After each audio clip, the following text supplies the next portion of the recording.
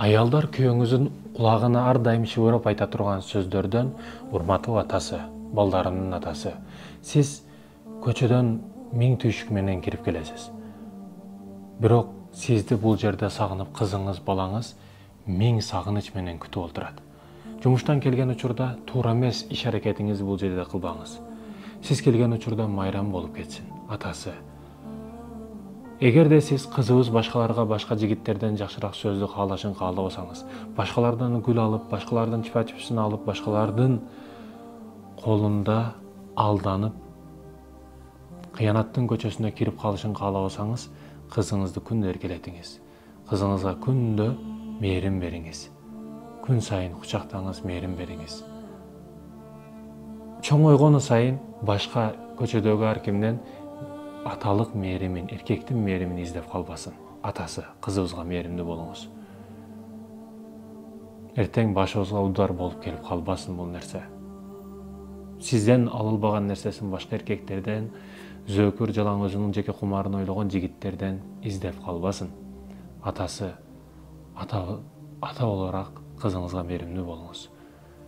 Атасы, балабыз эртең арамдын көчөсүнө кирип калбастан, ар кимге кошулуп арактын, клубтун көчөсүнө кирип калбастан мурда ага туура тарбия бериңиз. Атасы, сиз биринчи үлгүсүз.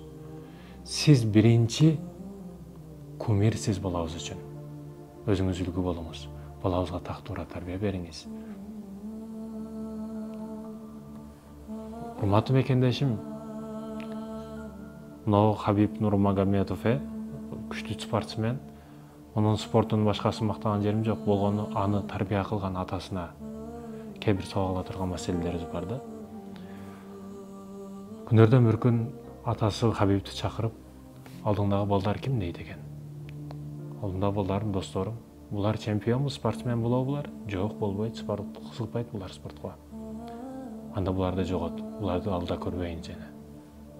Спортсмендер менен жүр дейт экен да. Чөйрөңдү огуна деген.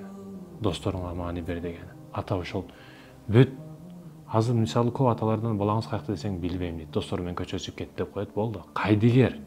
Ким менен чыгып кетти? Эмне кылып атат кайдыгер? Кече жакында эле биздин дагы күрөшчүбүз Акжол Махмудов айтты го. Мен атамдан көп нерсени деп билемин деп атат. Атамдан көп нерсе. Себеби атам ким менен жүрөм, Акжол каякта, Акжол ким менен жүрөт, ким менен отурат, бүт бардыгын билип турат дейт. Жада калса досторунан бери чакырып, таанышып, кызыгып, сурашып, учурашып, керек эмес досторунан алыс жүргүн деп насаатын айтат дейт. Эмнени айткым келет, урматтуу мекендешим?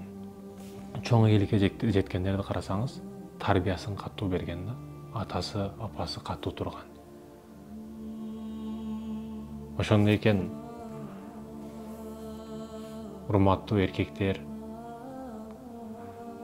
аялыңызга кулак салыңыз. Аялдар, урматтуу эже карындаштарым, ушул сөздөрдү сөзсүз күйөөңүздөргө жеткириңиздер.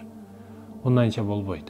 Себеби тарбия маселеси үйдө калды дегени аялдыкы эле деген эмес да. Себеби тарбияны эркек киши беришке милдеттүү. Эркек кишиден алат көп нерсени. Үйдөгү ширин кыз дагы, эркек болом деген бала дагы.